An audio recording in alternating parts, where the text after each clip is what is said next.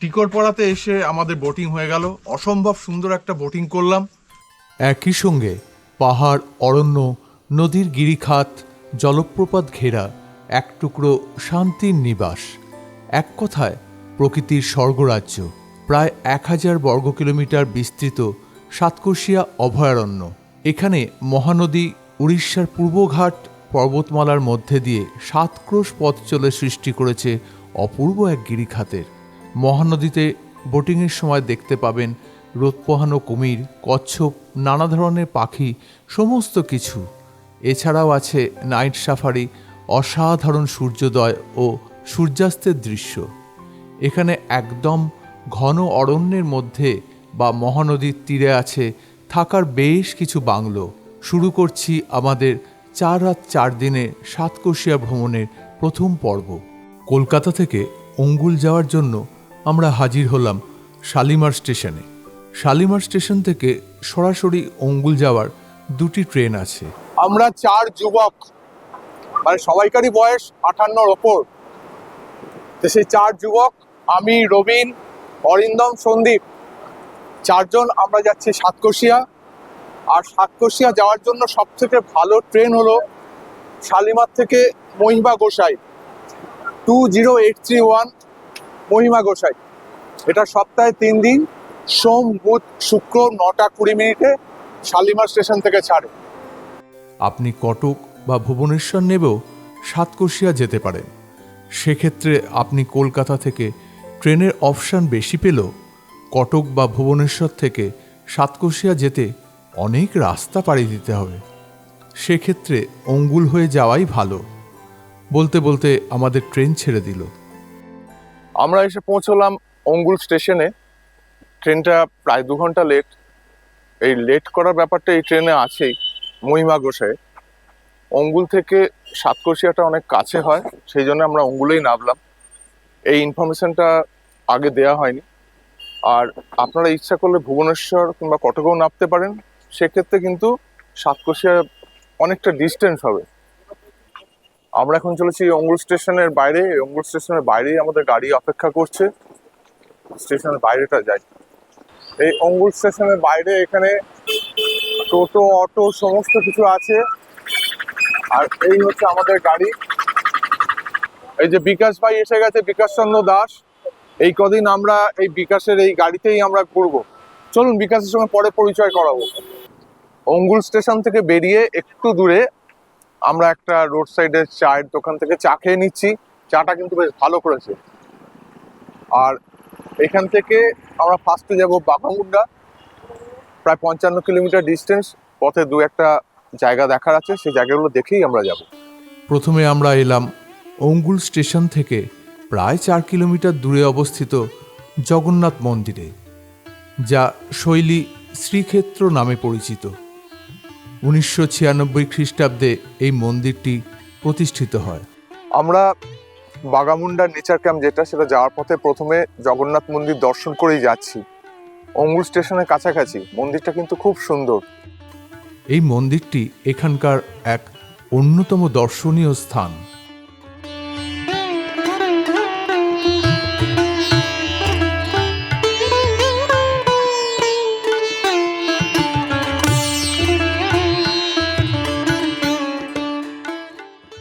মন্দিরের পরিবেশটা বেশ সুন্দর।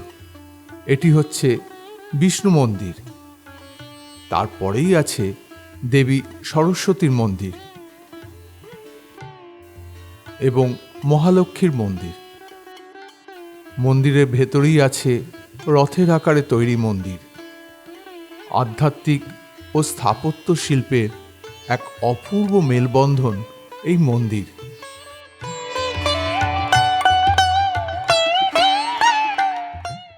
জগন্নাথ মন্দির দর্শন আমাদের হয়ে গেল, কিন্তু জগন্নাথ দেবের দর্শন আমরা পেলাম না, কারণ মন্দিরের দরজা বন্ধ ছিল। যাই হোক, সকালবেলা ভালোই লাগলো। এখন আমরা অঙ্গুলে এসেছি। অঙ্গুলেতে এখন আমরা ব্রেকফাস্ট করে নিচ্ছি। ঘড়িতে এখন বাজে 8:30, একদম ব্রেকফাস্টের আদর্শ টাইম। তা আমরা এখন ইডলি নিয়েছি 3টে করে। তার সাথে এখানে দেখলাম একটু আলাদা, সাম্বার বা চাটনির বদলে এর একটা সবজি টাইপের দিচ্ছে, ভালো লাগে খেতে। এরপর আমরা এগিয়ে চললাম অঙ্গুল থেকে 7 কিলোমিটার দূরে অবস্থিত ডেরজং ড্যামের ওপর দিয়ে। 1960 থেকে 1977 সালের মধ্যে এই ড্যামটি নির্মিত হয় মূলত এলাকার জলসেচের জন্য। এই বাঁধটি ব্রাহ্মণী নদীর দুটি শাখা নদী লিঙ্গারা এবং মাথিলি নদীর ওপর নির্মিত হয়।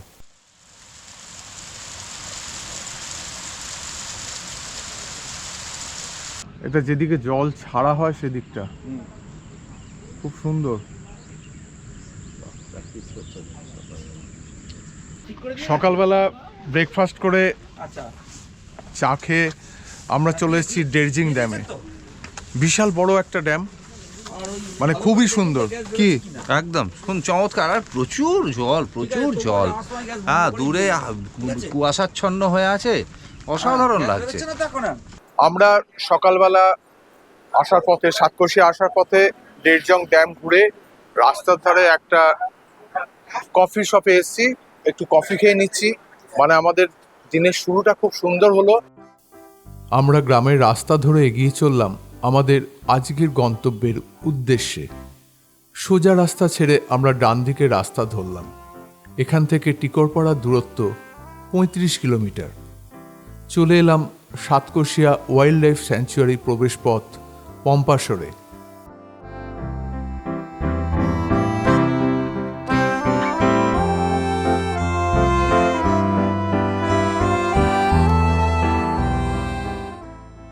এখানে কিন্তু 40 টাকা করে পার ডে পার হেড হিসেবে একটা টিকিট কাটতে হয়। আমাদের যেহেতু অনলাইনে টিকিট কাটা আছে, আমাদের ওই টাকাটা আগেই দেয়া আছে, কিন্তু এখানে এসে কাগজটা দেখাতে হবে। আর একটা কথা বলে দিই যে এখানে গাড়ি যে এন্ট্রি হয় সেটা সকাল 6টা থেকে বিকেল 3টে অবধি। এখানেই দেখা পেলাম জায়ান্ট স্কুইরালের। রাস্তার দুপাশের প্রাকৃতিক দৃশ্য উপভোগ করতে করতে আমরা এগিয়ে চললাম বাঘমুন্ডা নেচার ক্যাম্পের উদ্দেশ্যে। এখান থেকে পিচের পাকা রাস্তা ছেড়ে আমরা প্রবেশ করলাম জঙ্গলের মাটির রাস্তায়।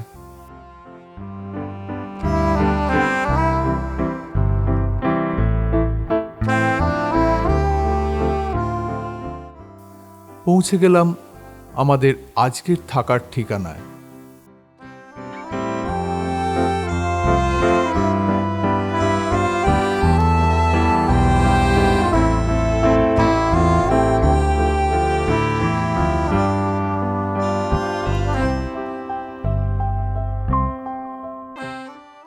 বাঘামুন্ডা নেচার ক্যাম্পে আমাদের এন্ট্রি হচ্ছে। আজ আর কাল এখানে আমরা থাকবো। প্রকৃতির কোলের সুন্দর এই বাঘামুন্ডা নেচার ক্যাম্প। এখানে মোট 5টা এরকম কটেজ আছে, এক একটা নাম। এটার নাম যেমন আমাদের এই কটেজটার নাম হচ্ছে টাইগার। এখানটা ঢুকে এটা একটা বসার ঘর। এখানে দুটো সোফা আছে, আর সামনে হচ্ছে এই ব্যালকনি। ব্যালকনিতে বসার অনেকগুলো চেয়ার আছে, পুরো জঙ্গলের মধ্যে। আর এই হচ্ছে ঘর। এই হচ্ছে একটা ডবল বেড, ওখানে কম্বল রাখা আছে, দুটো চেয়ার আছে, এখানে ড্রেসিং টেবিল আছে, আলনা আছে, পাখা আছে, এসিও আছে। আর এই হচ্ছে বাথরুম। বাথরুমে গিজার আছে, কমোড আছে, আয়না আছে, ওয়েস্টার্ন প্যাটার্নের সুন্দর বাথরুম। এখন আমরা দাঁড়িয়ে আছি বাঘমুন্ডা নেচার ক্যাম্পে। এটা সাতকোশিয়া টাইগার রিজার্ভের আন্ডারে পড়ে। আর আমরা এখানে 2 রাত্রি থাকবো। এই জায়গাটা আমার সব থেকে বেশি ভালো লাগে। আর এখন আমাদের চান টান হয়ে গেছে, এখন আমরা একটু এখন একটু খেয়ে নেবো। আমরা এখানে লাঞ্চ করতে চলে এসেছি। লাঞ্চে আমাদের আছে ভাত আছে, একটা বাঁধাকপির তরকারি, আলু ফুলকপি ভাজা, আর একটা বেগুনের পকোড়া টাইপের কিছু করেছে, ডাল আছে, পাঁপড় আছে, চিকেন আছে। খাবার তো খাচ্ছিস, কিরকম লাগছে? দারুণ, এক মুখে তুলে দিয়েছি অলরেডি, ভীষণ খিদে পেয়েছে। খাচ্ছি, খাবার বিউটিফুল। এরম জায়গায় এরম খাবার খুব ভালো। মানে অ্যাম্বিয়েন্সটা এত সুন্দর, আর এখানে বসে খাবার এটাই আলাদা, একটা একদম নেচারের মধ্যে বসে খাওয়া, বেশ ভালো। আর এই খাবারগুলো তো আমাদের প্যাকেজের মধ্যে ইনক্লুডেড তো নাকি? পুরোটা ইনক্লুডেড, একদম এখানে থাকা খাওয়ার যে টোটালটাই ইনক্লুডেড, সেটা অনলাইন থেকেই পুরো পেমেন্ট করে দেওয়া হয়। আমরা ক্যাম্প থেকে বেরিয়ে পড়েছি, সানসেট হবে, সেই সানসেট পয়েন্টে যাচ্ছি। এই যে মুন্না রয়েছে, মুন্না আমাদের নিয়ে যাচ্ছে। কেমন লাগছে এই ভালো লাগে বিকালবেলা হাঁটতে? হ্যাঁ, বিকেলবেলা হাঁটতে ভালো লাগছে বলতে এখনও তো সম্পূর্ণ, হ্যাঁ বলা যায় অপরাহ্নই বটে, হ্যাঁ, কেননা খাওয়া দাওয়ার খানিকক্ষণ পরেই বেরিয়েছি, কিন্তু ফিরবো যখন তখন তো সন্ধে নেমে যাবে, সেই জন্য হাতে মাফলারটা নিয়ে নিয়েছি। হ্যাঁ, বুঝতে পারছি না তো কি কন্ডিশন থাকবে।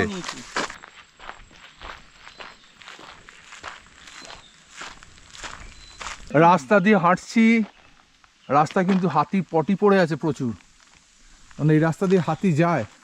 সানসেট পয়েন্ট যাওয়ার পথে এই যে পাহাড়ের চূড়াগুলো অপূর্ব সুন্দর লাগছে। এতটা রাস্তা সোজা রাস্তাতেই এলাম, প্রায় 1.5 কিলোমিটার। এবার যে রাস্তাটা উঠতে হবে পাহাড়ের ওপর দিয়ে, খানিকটা স্টিপ, কিন্তু ভালোই লাগবে।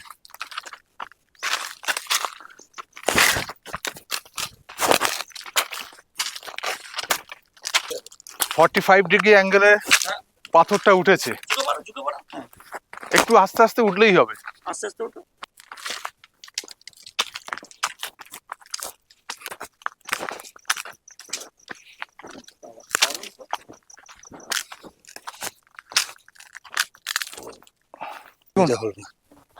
এর ওপরেও কিন্তু কোনো সময় হাতি এসছে, হাতির পটি পড়ে রয়েছে।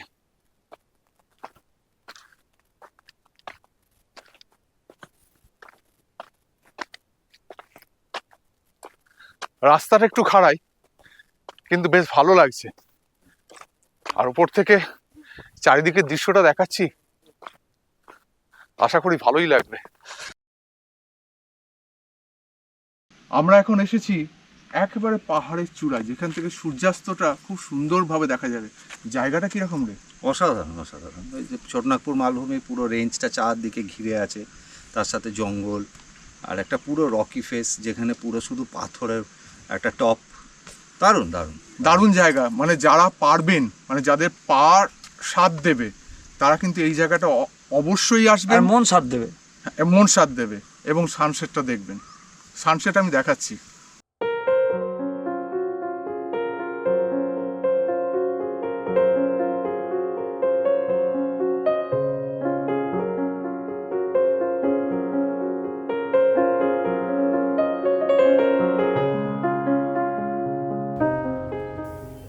সূর্যাস্ত দেখে ফিরেই শুরু হলো আমাদের night safari.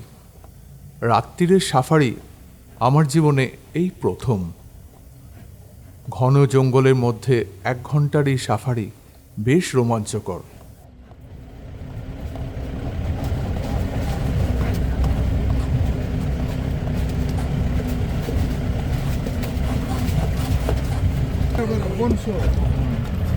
Vamos no white board. একটা white board চলে গেল। মাথা কাছে?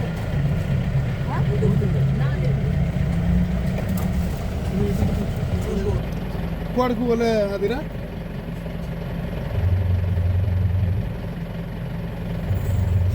ଏସବୁ ଗାଡ଼ି ଗଲା କି ବଜାର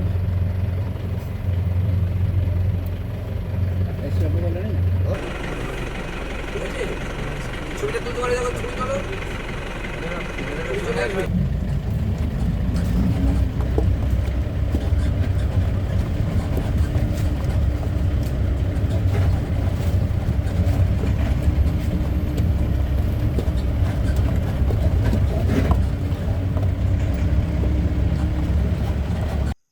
আমাদের নাইট সাফারি হয়ে গেল। নাইট সাফারিতে কিছু জীবজন্তু দেখতে পেয়েছি, কিন্তু রাত্রিবেলা জঙ্গলটাকে উপভোগ করা এটাই যথেষ্ট।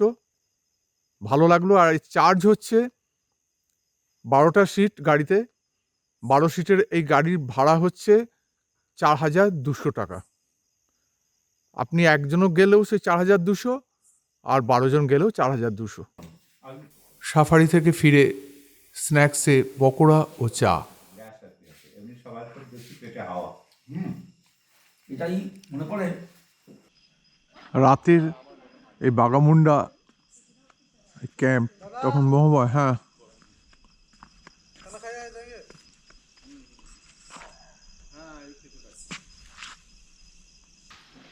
আমরা রাত্রির ডিনার খেতে চলে এসেছি।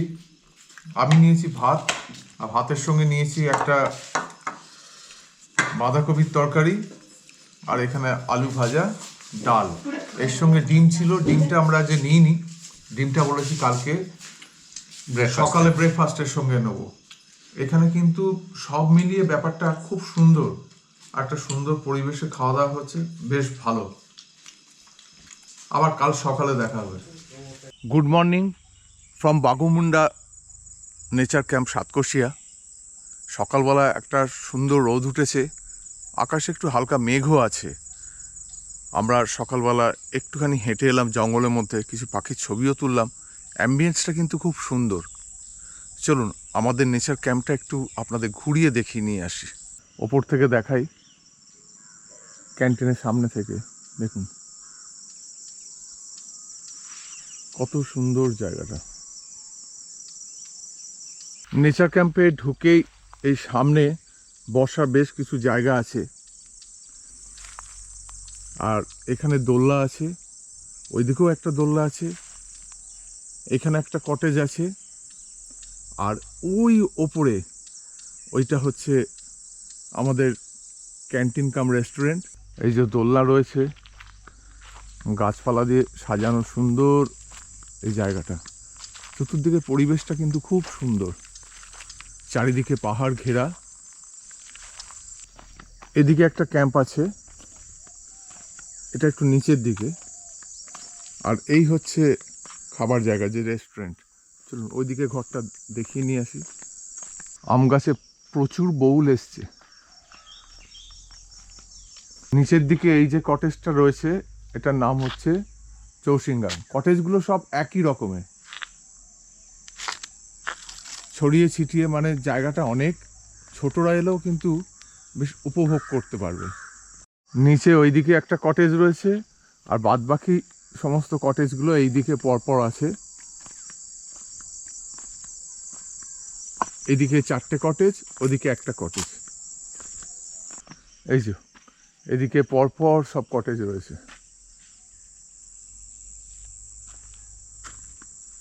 খুব সুন্দর মনোরম জায়গাটা। ক্যান্টিনের এদিকটা আরও একটা দোলনা রয়েছে, আর ওদিকে সোলার প্যানেল করা রয়েছে। ওই যে ঘরটা রয়েছে ওটা হচ্ছে ড্রাইভারদের থাকার জায়গা, আর এখানে যারা কাজ করেন তাদের থাকার জায়গা ওইটা। আজকে এই বাঘমুন্ডা নেচার ক্যাম্পে আমাদের দ্বিতীয় দিন। সকালবেলা ব্রেকফাস্ট করছি। এখানে পুরি, সবজি এগুলোই দেয়। তা আমরা পুরি খাবো না, তার জন্য আমাদের সবার জন্য রুটি দিয়েছে, তার সাথে আলু মটর দিয়েছে। আর আমরা কালকে ডিম খাইনি বলে তার জন্য আমাদের বয়েলড এগ দিয়েছে একটা করে। আর আমরা আমাদের তরফ থেকে কড়া পাকের সন্দেশ নিয়ে এসেছি, যেটা আমরা এখন খাবো। হ্যাঁ, তা সব মিলিয়ে এই নেচারের মধ্যে অসাধারণ লাগছে, অসাধারণ। ব্রেকফাস্টের পর আমরা বেরিয়ে পড়লাম জঙ্গলের মধ্যে একটা গ্রাম দেখার উদ্দেশ্যে।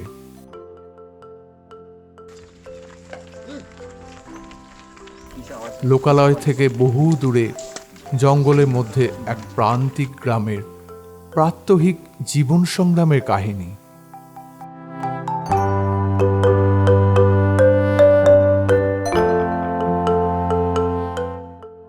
আরে দোল খাচ্ছি, দারুণ লাগছে। তার পেছনে প্লেনের পাইলটরা যে মুখে কথা বলে।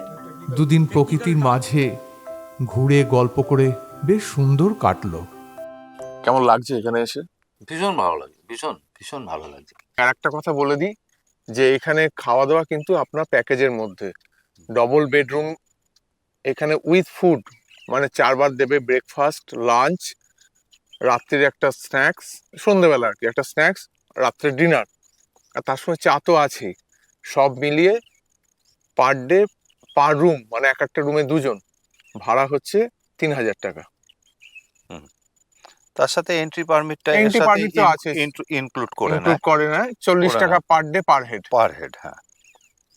এই সব মিলিয়ে খুব সুন্দর। খুব খুব সুন্দর, খুব সুন্দর, বেশ ভালো, ভীষণ সুন্দর। এই সকাল থেকে অ্যাম্বিয়েন্সটা কত সুন্দর, এত সুন্দর, দূরে দূরে পাখি ডাকছে, চতুর্দিকে শুধু পাখি পাখি আর পাখি। আর তার সাথে এত সুন্দর টিলার ওপরে ওপরে প্রত্যেকটা কটেজ, এবং ডিস্টেন্স মেনটেন করে তৈরি হয়েছে, যার ফলে ভীষণ ভালো লাগে। যেখানে যে লোকেশনে বসি না কেন, সেখান থেকেই দারুণ লাগছে। এখানেই শেষ করলাম আজকের প্রতিবেদন। আগামী পর্বে থাকবে টিকরপাড়া ছোটকেই নিয়ে রোমাঞ্চকর ভিডিও। প্রতিবেদনটি কেমন লাগলো অবশ্যই কমেন্ট করে জানানোর অনুরোধ রইল।